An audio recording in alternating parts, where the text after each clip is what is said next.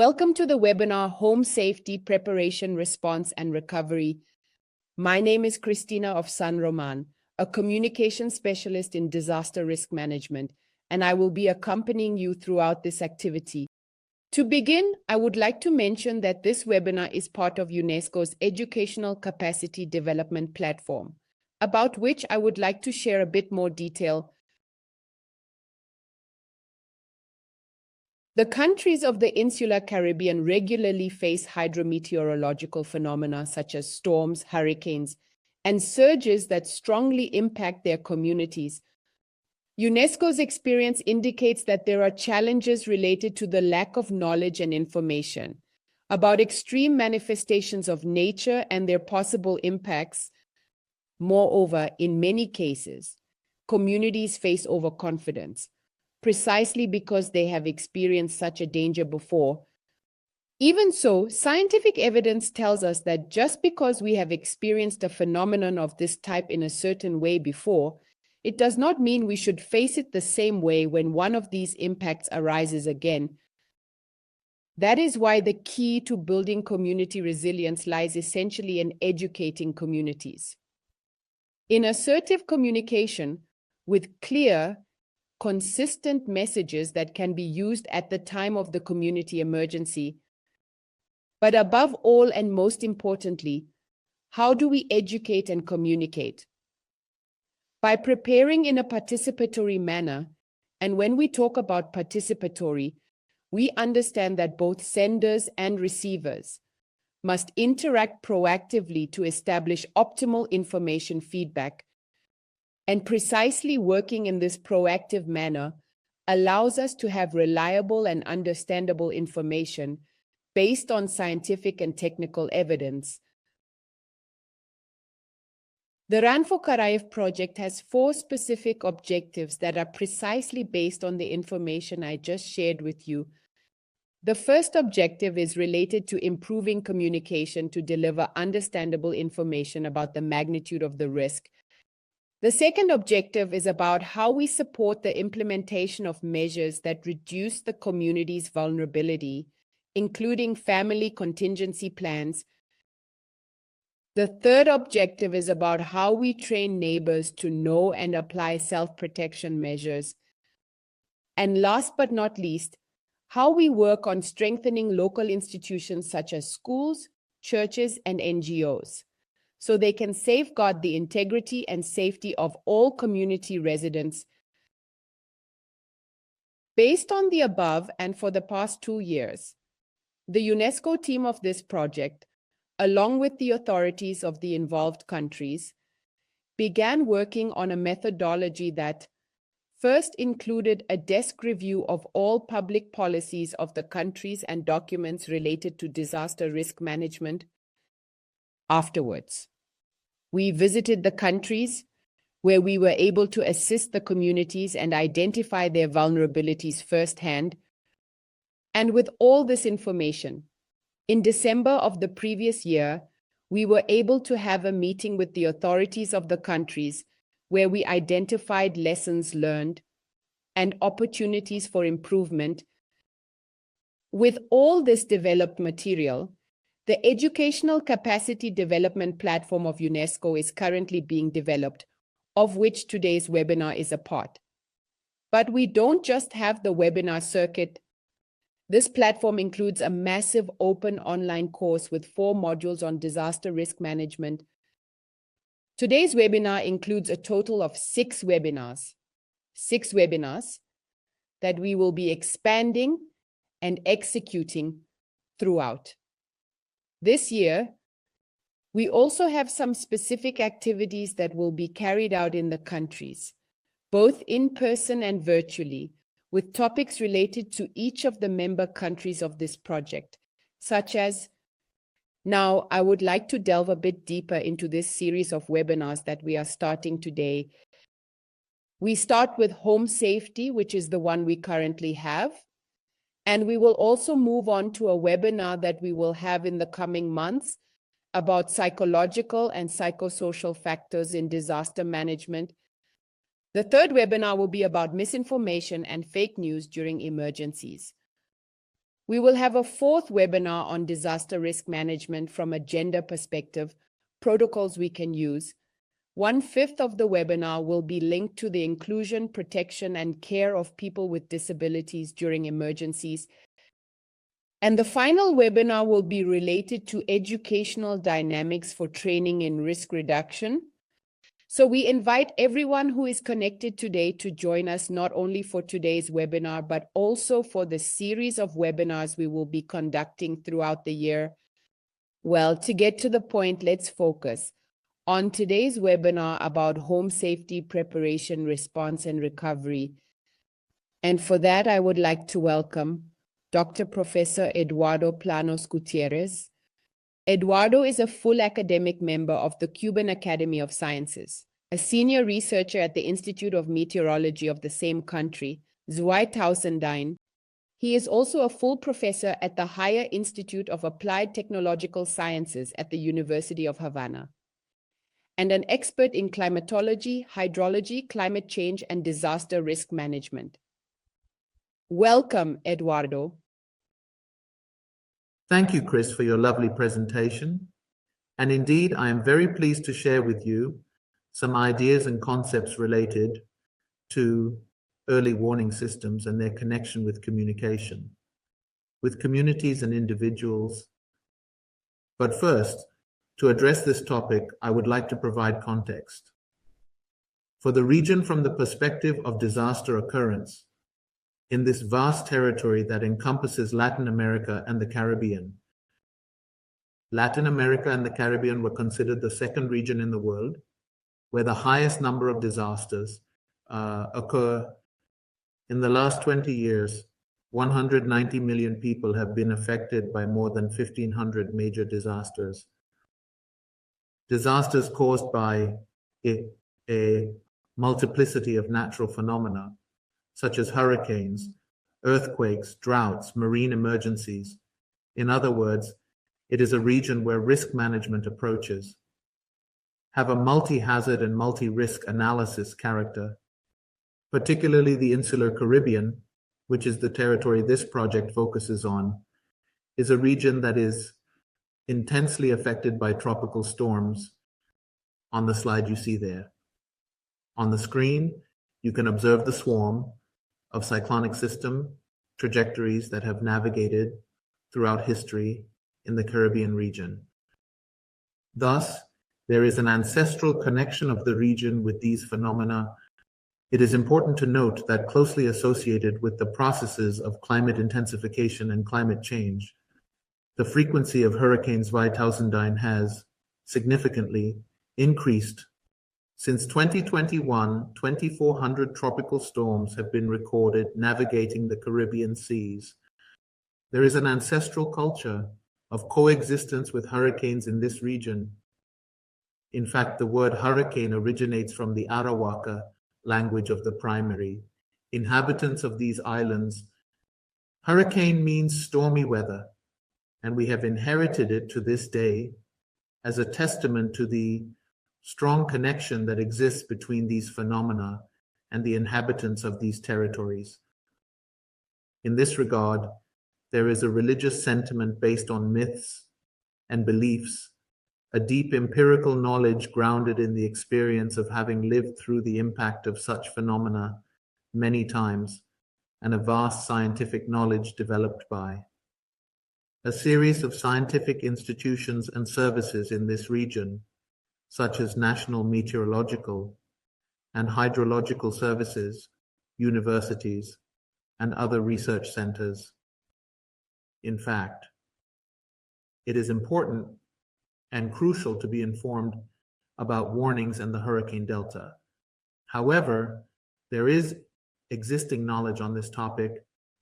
Next, I will talk a little about the mechanisms, the disaster management cycles, and how this is linked to communication and people. In general, there are 4 major phases. In disaster risk management, there is a preparatory phase, a surveillance phase, early warning, a response phase, and a recovery phase. For each of these phases, there is an established protocol from the perspective of all areas related to disaster risk management, surveillance, protection institutions, reaction institutions, the population, the communities, and particularly. If we focus on the topics we will address in this presentation, which is the communication of people, it is very important to keep in mind that communication related to these threats and the development of disasters must reach everyone and must come with a differentiated message, differentiated in a way that makes it accessible to any type of audience and also ensures it is utilized. This is very important, especially in these times when there is so much information on social media, and it is necessary that what is done from a communication standpoint is truthful and reliable. This process during the preparation stage helps to reduce the negative impacts of phenomena such as hurricanes and makes the response more effective. In fact, communication covers all phases of disaster risk management. Regarding the response to such a phenomenon, an anticipatory reaction is important, based precisely on early age monitoring that tracks the development of hurricanes with sufficient time and provides timely alerts about the imminent strike, ensuring that protection is strengthened. And something very important that Christine of San Roman mentioned in her introduction to the topic is the adaptation to each event. As she rightly said, not all events have the same consequences, and therefore each event, regardless of its magnitude, trajectory, and especially the degree of vulnerability of the territories, requires specific responses. And similarly, the recovery phase is an extremely important phase because the negative impact of hurricanes has already passed. In this case, we are in a disaster scenario, often due to the powerful impact of their winds or the inductions they cause. And here the most important thing is to first stay calm, be disciplined, and not venture into taking reckless actions. It should be taken into account that even during the onslaught of an extraordinary phenomenon, such as a hurricane, many of the deaths that occur are due to recklessness. So in this stage of recovery, it is important to be concerned about the physical health of the people we live with and to react in accordance with the guidelines set by the institutions that manage disaster risk and provide protection. This helps to strengthen the resilience of the community and individuals in the face of these events. All these elements, which we have somewhat outlined as a consequence of each phase, have a kind of interconnection, an interconnection that intertwines among them.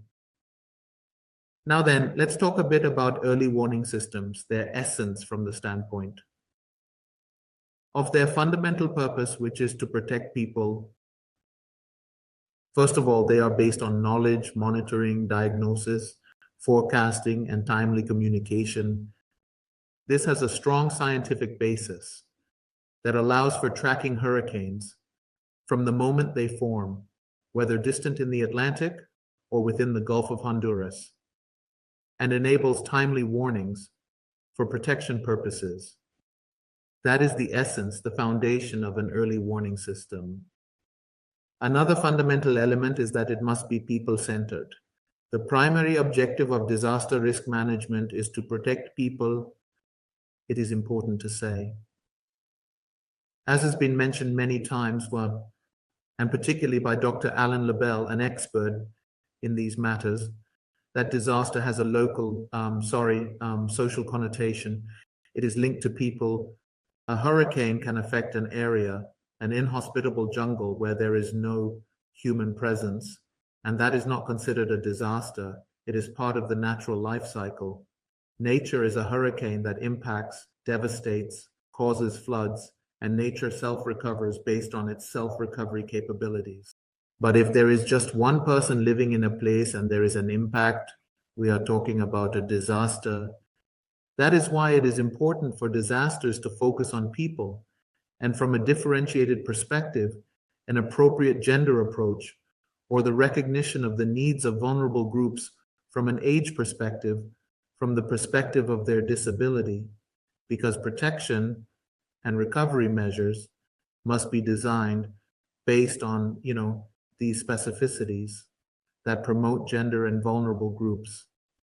Another important element that early warning systems must consider in their preparation is that their communication system is effective and truthful at all levels, and especially differentiated according to the audience and the fundamental objective of these systems.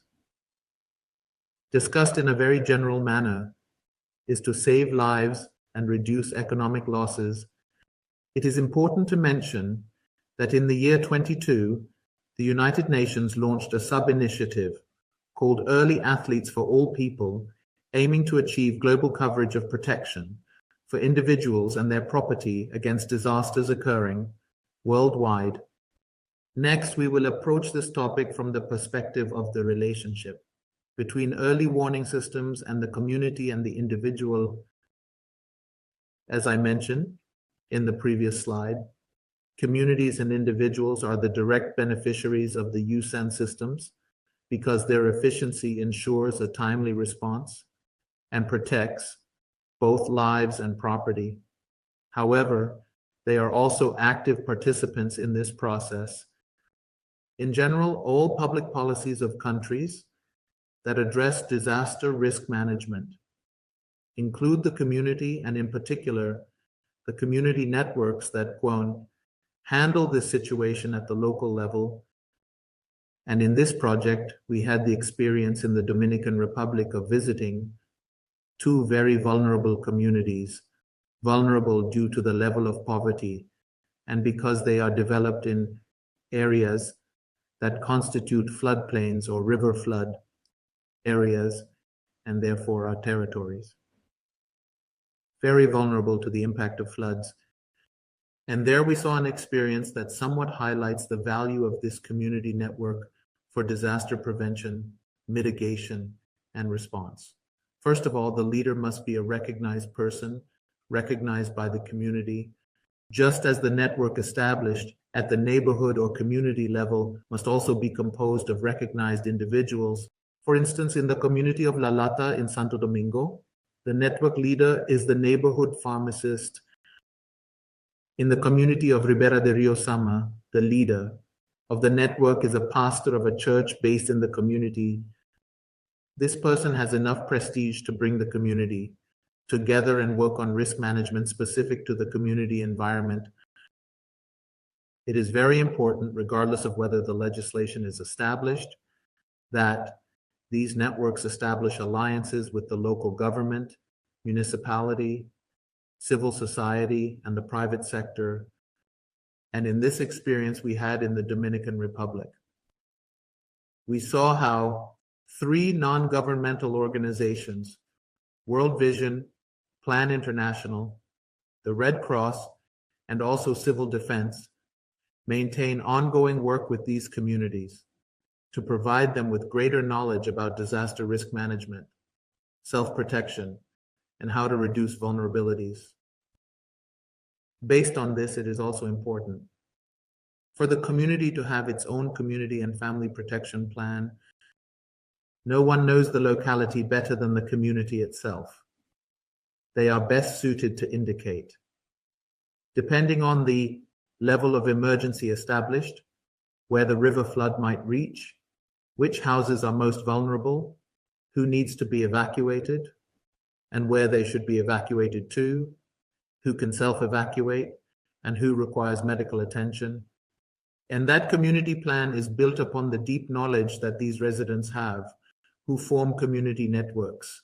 To manage disasters in the community, it is interesting how, for example, in La Lata, there is an experience of popular fairs where they sell products, mainly food items, to raise funds to invest in reducing the vulnerabilities of this community in La Lata. As a result of this experience, they managed to rebuild the community's drainage system, channeling it in a way that avoids many issues, not only the evacuation of floodwaters, but also wastewater. Therefore, the experience that the communities in their locality have is conveyed in this community and family protection plan in the same way. These networks have a very important role in identifying reliable sources. Today, in a world where networks are so important, unfortunately, the phenomenon of fake news Zweitausendine arises. And these networks play a fundamental role in identifying which sources are reliable. For example, in our experience in the Dominican Republic, not only the network members, but also the community residents, have clearly identified that the COE, that is the Emergency Operations Center, has a mobile application that keeps them informed about the situation, emergency situations, and also that the MEC, which is the meteorological institution in the Dominican Republic, is identified as a reliable source for updates. And this is the direct result of the work done by these people, who, on a voluntary basis, because they do not receive any kind of remuneration for this, work for the benefit of the community. And finally, as part of all this experience shared by community networks, there are community education programs coordinated through alliances established with civil society and the private sector. This ensures that the community integrates seamlessly into disaster risk management, thereby counteracting many vulnerabilities, some of which arise because help does not arrive on time, or because governments do not address the issues adequately. In general, this is what I wanted to share with you, our experience with early warning systems and their connection to people's communication. Thank you for your attention. Christina, please. Thank you very much, Eduardo. An excellent presentation. I would like to highlight some relevant points regarding warnings and the importance of them reaching everyone on time, being understood, and being used at the right moment. Eduardo, I think you left these points very clearly specified, and I wanted to tell the audience that later on we will have a specific webinar on communication, precisely about the importance of having assertive communication in communities for all these early warning systems to work efficiently. And now I would like to introduce our second guest for today. Let's welcome Professor Marcelo Gavino. Marcelo Gavino is a hydraulic engineer and civil engineer who graduated from the National University of La Plata, Argentina. She holds a diploma in hydrology from UNESCO 1 and a master's degree in environmental assessment from Spain. He has also worked in transboundary flood management for over 35 years in the government of Argentina and has simultaneously been a professor of hydrology and flood management at the universities of La Plata, Padua, Iberia in Italy, Algarve in Portugal, Kiel in Germany, and other universities around the world. He has been the president of the Scientific Committee of Ecohydrology and coordinator of the UNESCO program. Welcome, Marcelo. Thank you very much, Christina. It is a pleasure to participate in this webinar and especially to continue Eduardo's presentation on the need for information. And in this context, I would like to proceed with my presentation on what is truly called self-protection preparation. That is, how we can genuinely contribute within this framework of communication and education in a contributive manner so that people can solve their various problems. Really, to convey a couple of pieces of information.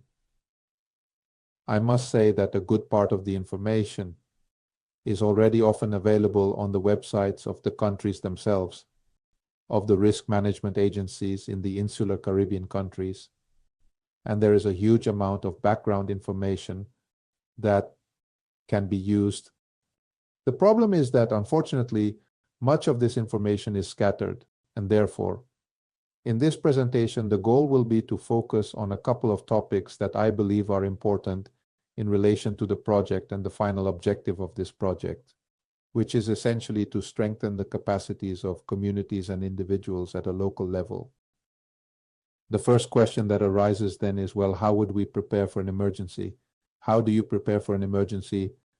And this goes very specifically in a concrete way to see how people really, after systematizing part of their own personal experience, having received experiences from their family members, their grandparents, their parents, their uncles, who obviously transmit these experiences generationally, can truly advance them.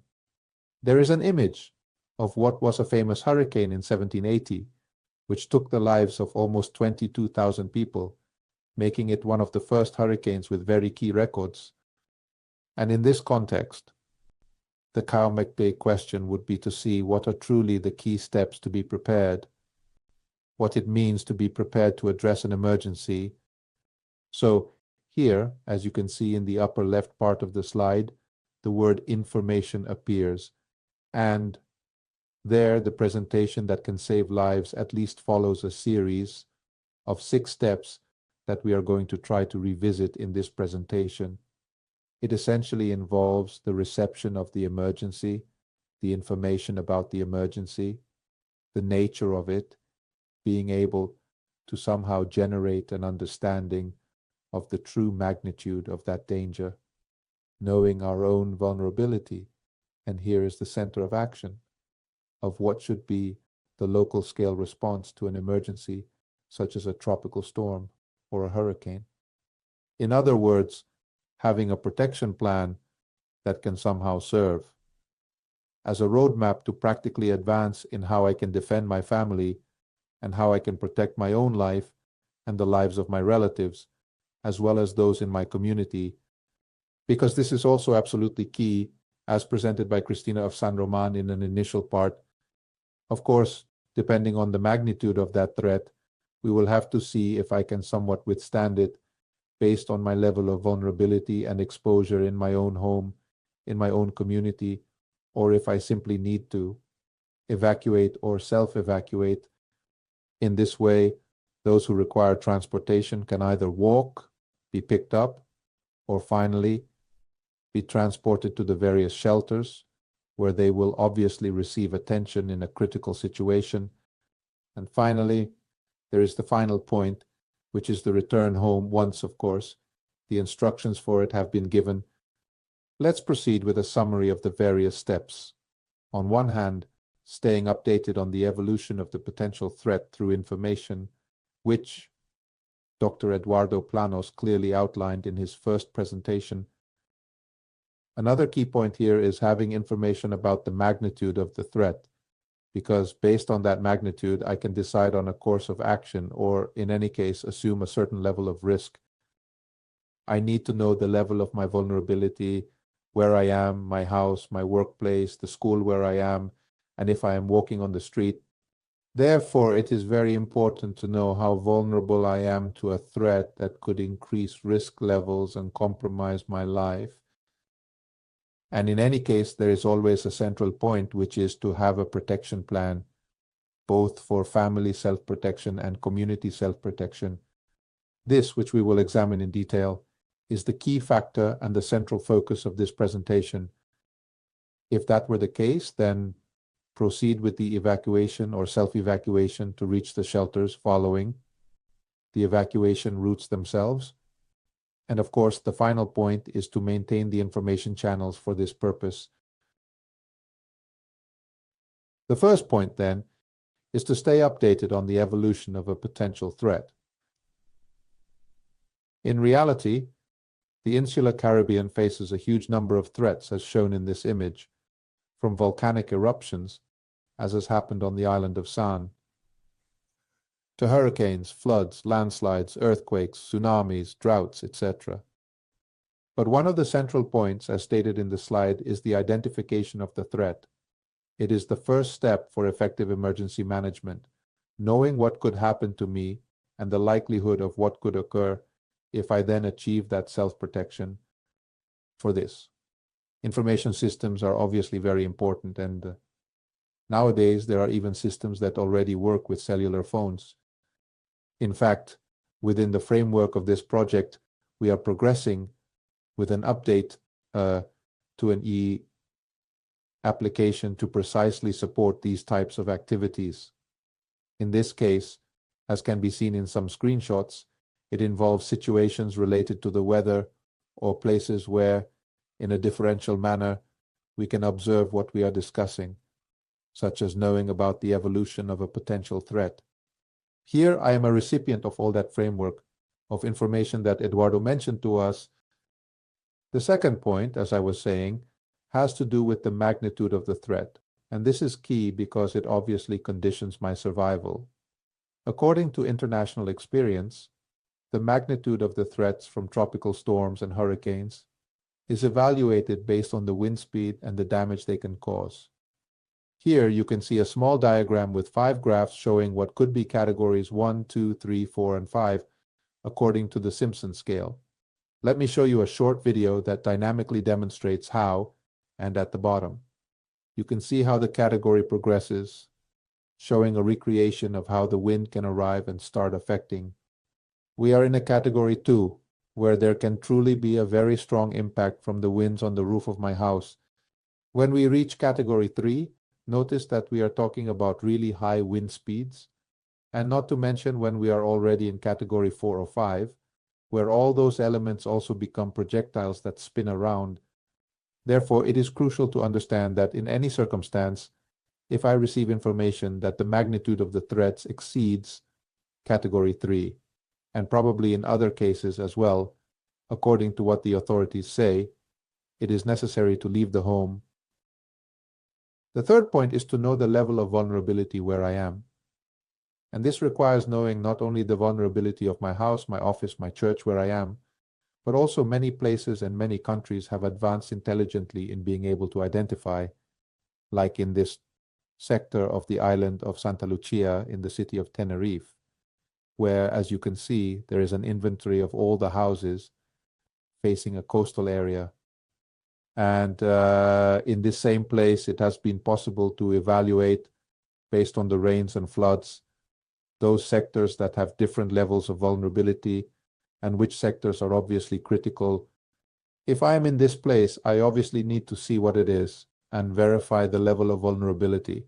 I need, and of course also the vulnerability of my own home.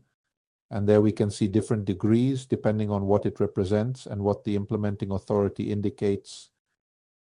The fourth point, as you may recall, is to always have a family self-protection plan. Being prepared for any emergency is key. A family self-protection plan, on the one hand, is a framework for organization, and the family should really put it on paper.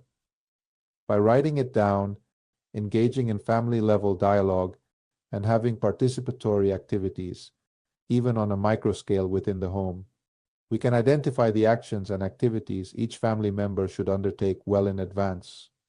This way, we can plan what to do in the face of an emergency, and the role of each person should be clearly specified.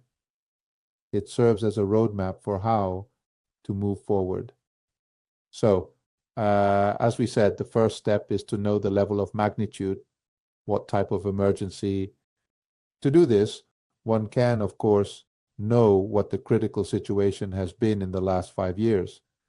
Which of those situations have resulted in declarations of emergencies or disasters, and which are truly potential threats, and how likely it is that this could happen again in the future.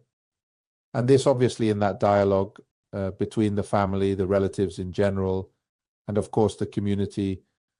This is absolutely key, that the community has knowledge, rescued from family backgrounds.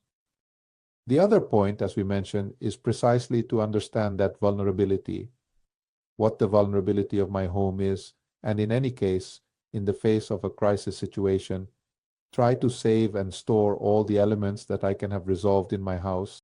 Of course, this also applies to tourism institutions, as much of the tourism infrastructure, which a significant part of the economy of these countries relies on, is centered around them. Of course, the topic of protection with boats that many people use for their own subsistence economy through fishing and also everything related to items that can become loose in the house, which, if set in motion, clearly turn into projectiles. Therefore, it is crucial that we understand the level of vulnerability of my house and community to these levels and the winds. So, what does a protection plan have additionally? A central issue is communication. How am I going to communicate with my family, have all my family members' phone numbers registered? When an emergency like this happens, it is not possible to do it quickly and discuss what the benefits are. WhatsApp groups, emails, we use social networks, and in many cases, this must be very clear. In many cases, there can also be a high demand, concentration, or failure of power lines. Therefore, there is always a strong recommendation from countries to have an old AM radio through which a good portion of this information can be received. Therefore, it is crucial, as stated in the third bullet point, to determine what is truly the best way to receive updates and alerts related to the information. Another key point is to establish meeting places. It may be that part of the family is outside the area and the home, so we need to determine where we should meet both at the family level and at the community level. And if the threat level exceeds the values we mentioned earlier, obviously an evacuation or self-evacuation must be prepared. And in this case, it must be very clear where we are going and how we are getting there. In this case, of course, we will also see examples of how countries have already prepared information systems for these points, and of course, identify emergency contacts, civil defenses, firefighters, and the police. This is always very important and should always be written down and recorded. So, my protection plan, which I discuss in general terms, involves having the level, the phone number, and the location of the workplace. Many times we have these directly on a phone, but if my phone runs out of battery and I need to use someone else's, I often don't have those numbers. Therefore, it's better to have them written down the old-fashioned way on paper.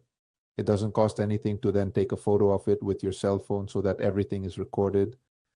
But having the document always, of course, is very valuable. And the other key element is precisely having the items that allow me to take with me during that evacuation. What should I have? And there is a huge availability of the items, specifically for preparation on many websites. Here I have taken one from the government of Barbados, which is truly very interesting because it has an extensive list of possible items that I should have, a small backpack, a checklist that I can have, what items are in my house, in my vehicle, at my work, and I can easily check them off, make a paper copy, and check them off. And this is truly quite key. I can use highlighters, it is key that we have a set of items in a backpack. There are three things that are key.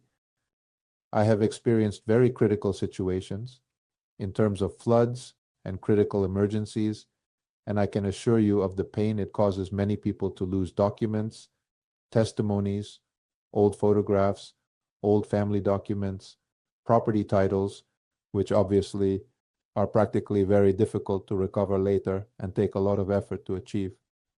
The other point that has to do with medicines, this is an absolutely key point, 2009.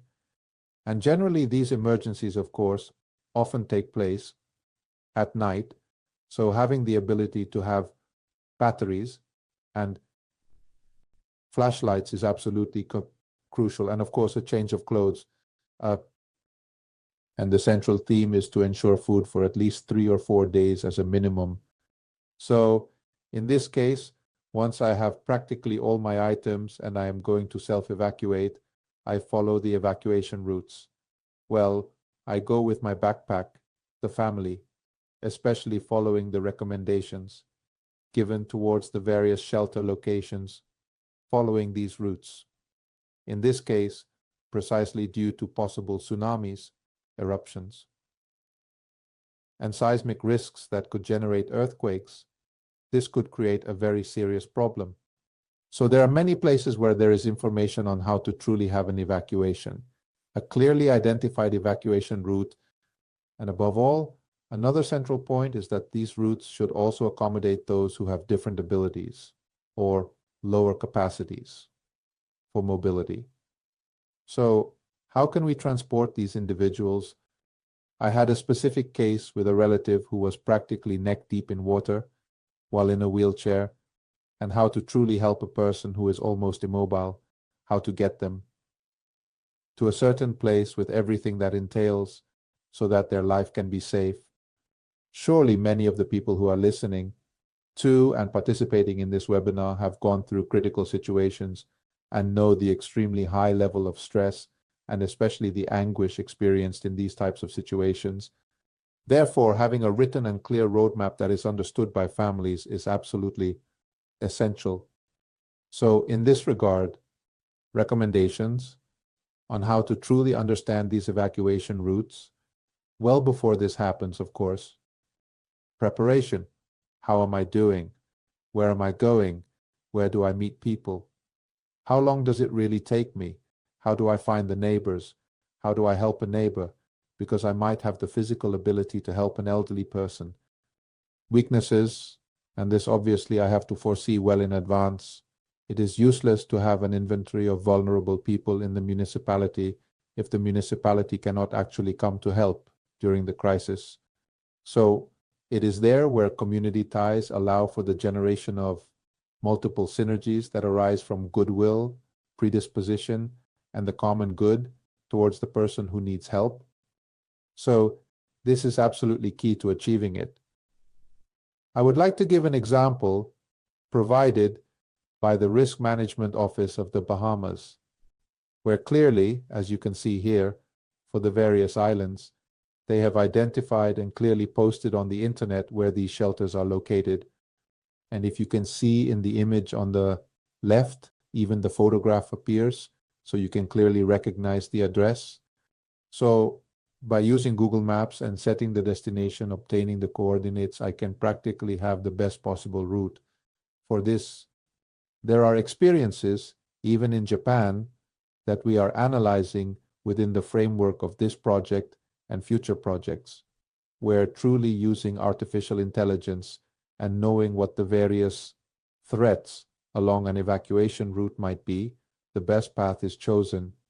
Here, for another sector of other islands, exactly the same. I believe this is a set of elements that new technologies allow us to use. And finally, the last step is to maintain, of course, effective communication channels with the authorities to know the end of a crisis.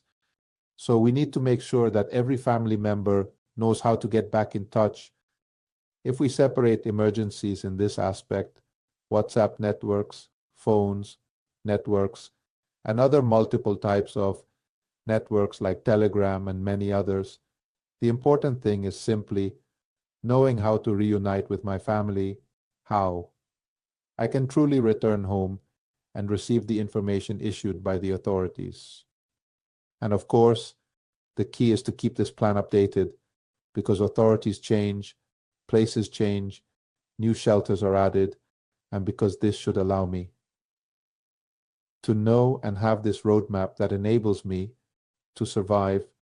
And when one is in a crisis situation of this nature, there is no time to think. The only thing to do is act. And if I have the sheet music, like a musician, I can play the melody. If I don't have that sheet music, the melody will come out incomplete or distorted. So this is the key and the message that emerges from this webinar for its development. I would like to take this opportunity to thank you, of course, for your attention to this presentation and to hand the floor back to Cristina of San Roman. I appreciate the opportunity I have had to convey these ideas to you. Thank you very much, Marcelo. Without a doubt, an excellent presentation with 6 very detailed and important steps on how we can work in our communities and how we can reduce that vulnerability to hydrometeorological phenomena that regularly impact our communities. To conclude today's interventions, I would like to share with you a testimony from the Caribbean. Today, we have the pleasure of interviewing engineer Jose Luis German, who is a specialist in risk management and currently serves as the Deputy Director of Information Management at the Emergency Operations Center of the Dominican Republic. Welcome, José Luis. Thank you, and it is an honor and a pleasure for me, not only on behalf of the Emergency Operations Center, but also as part of the information and management team of the Dominican government. We are at your service. Thank you very much, Engineer. Let's start with the next question. Could you briefly tell us what the function of the Operations Center you work for is? Yes, of course. Look, the Emergency Operations Center, according to the law, is responsible for the preparation and response of the Dominican state in an emergency or disaster situation. Obviously, there are these functions given by Law 147, which bring us to early recovery, post-disaster or post-emergency. And I speak of post-emergency because right now, with this climate change issue, on the sunniest day, we can have a heavy rain or a strong downpour, which causes sudden floods both in urban and rural areas. Therefore, the Emergency Operations Center brings together about 22 institutions to provide an efficient and effective response to any situation. Very well then, precisely speaking of those institutions it brings together, what would be the center's competencies in terms of information dissemination and early warnings? So are you the only ones responsible for delivering the information to the population, or do you work with other entities? You said yes, of course. Look, Law 147, and I have to reiterate, the law does not grant the authority to be the spokesperson for the Dominican state in these situations. Obviously so, we draw on technical and scientific institutions such as ONUMET, which is the National Meteorology Office, and INDRI, which is the National Institute of Hydraulic Resources, as well as the seismological services, and the part related to geology, such as the National Geological Service. Now, in the law, by empowering us as the official spokesperson, we have, let's say, a regulation of that law, and in Articles 31 and 56 of the regulation of Law 147, the COE must keep the population informed about the evolution and behavior of the event so that they can put into practice the previously recommended measures, obviously with the aim of taking special care not to cause more alarms among the population than necessary. So, considering this, we are the leaders in early warning, obviously based on the technical and scientific information provided by the organizations I already mentioned. And the main mission of these, let's say, articles or the Emergency Operations Center is to effectively manage information and communication technology, not only within the institution, but also externally in risk situations, and to collaborate with the distribution of interinstitutional information. This means, that any institution or agency that forms part of the Emergency Operations Center needs to disseminate information. For example, I can mention public health. The Ministry of Public Health provides us with the information they want us to share with the population through the appropriate channels, such as digital channels, as well as the already known channels like print media, radio, and television. And it's great that you asked me the question, because given this mission and where we talk about effectively managing technology, we have an application, and that application called Alerta COE is, let's say, our greatest strength. Many users who have it, well, they benefit from the relevant information. To prepare for an emergency or disaster situation, users will obviously have the ease of maintaining very close communication with the Emergency Operations Center. Excellent. Your explanation is very clear. I would like to revisit the topic of, or I would like us to discuss the application of the COE alert, which I understand will undergo a series of adjustments within the framework of this project so that we can improve it and it becomes part of these tools to communicate with the population. Let's talk a little more in depth about this tool and how you expect this update to improve the dissemination of information for the community.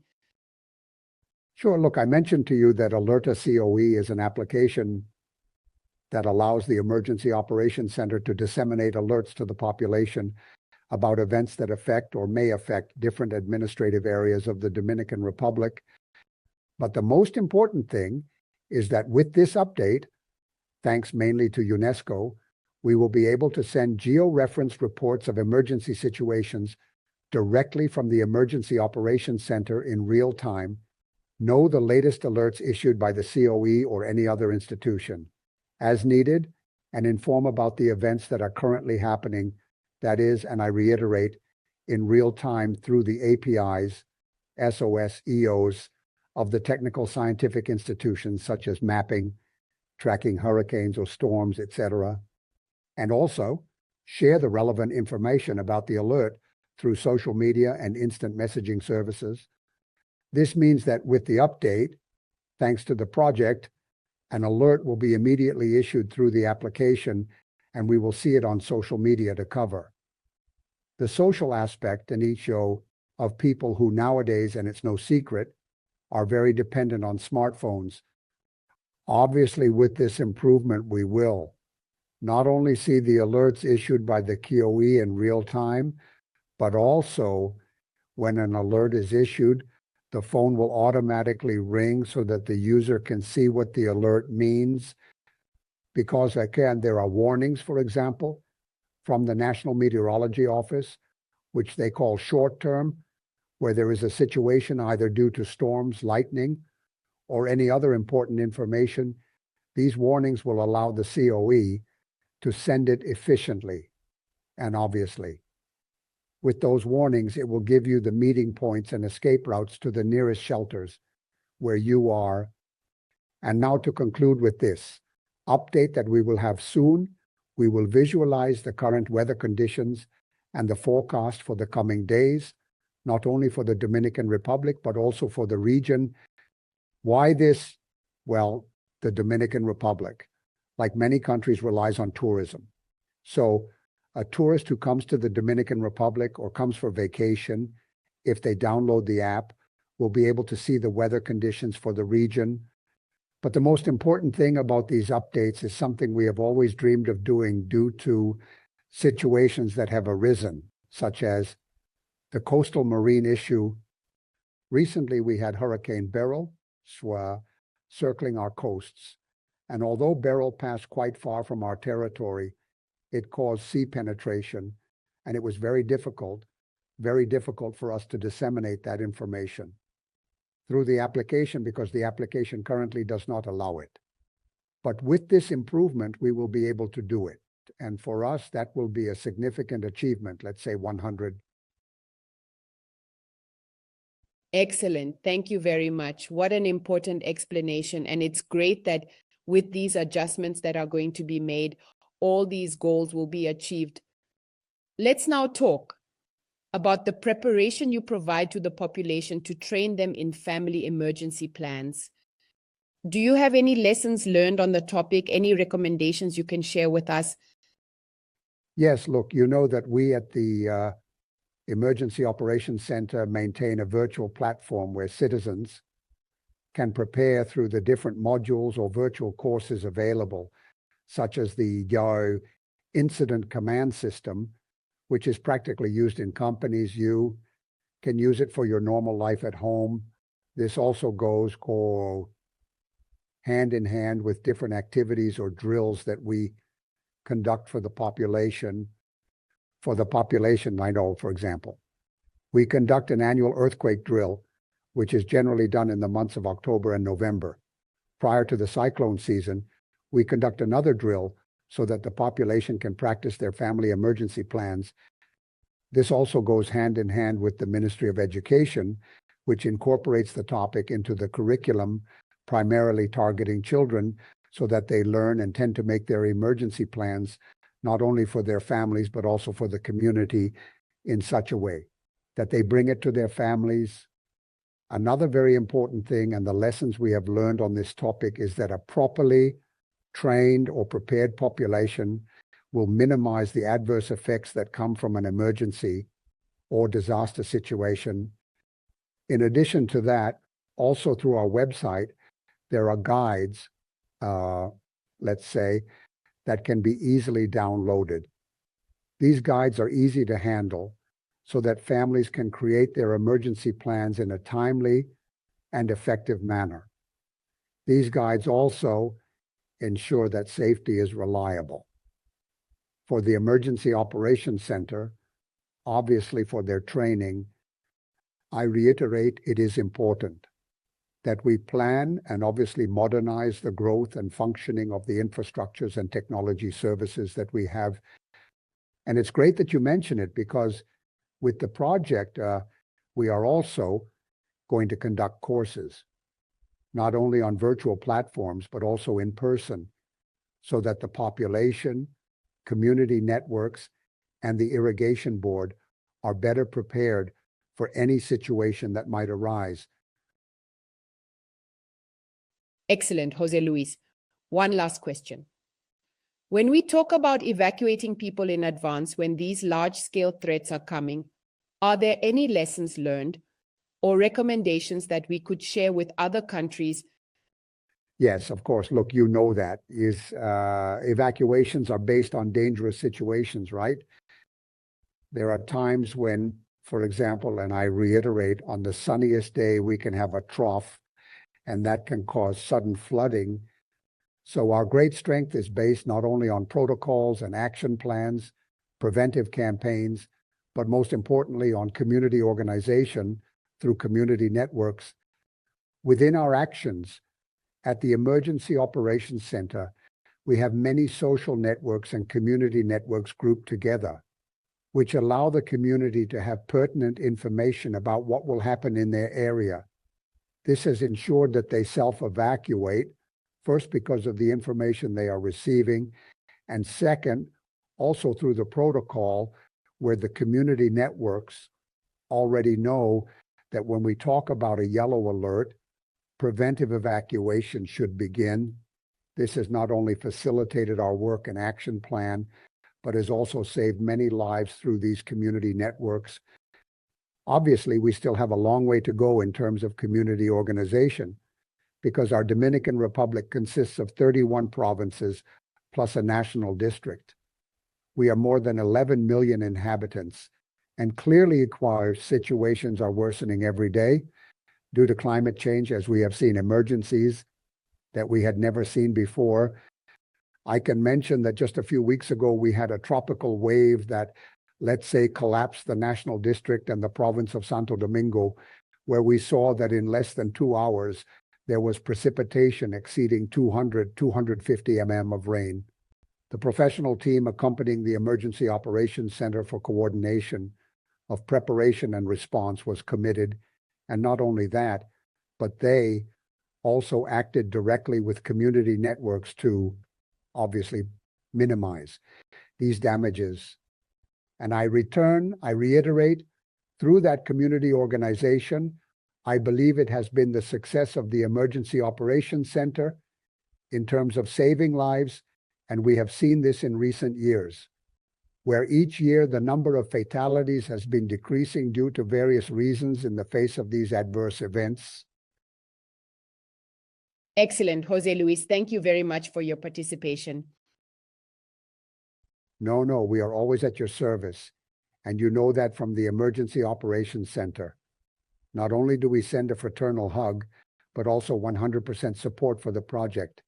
Additionally, we aim to make our actions known, not only in the Dominican Republic, but also so that the region knows they can count on an Emergency Operations Center, not just for information exchange, but also for knowledge exchange.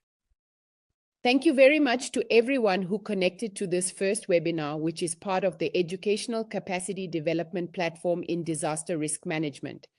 Promoted by UNESCO and the Government of Japan, you will be receiving a certificate of attendance in your emails in the coming days, and you will also be receiving an invitation to participate in the next webinar number 2 in the coming days.